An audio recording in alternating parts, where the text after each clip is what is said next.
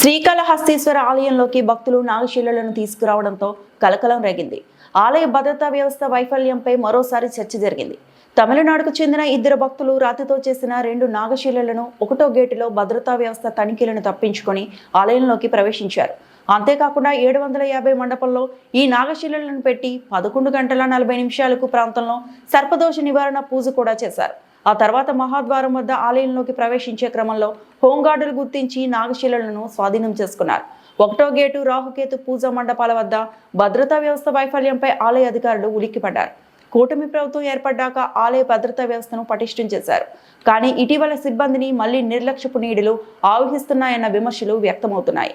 YCP హయాంలో 4 ఏళ్ల క్రితం ముక్కంటి ఆలయ భద్రతా వైఫల్యం కారణంగా గుర్తు తెలియని భక్తులు శివలింగం, నంది ప్రతిమలను ఆలయం లోపల అనధికారంగా ప్రతిష్ఠించారు.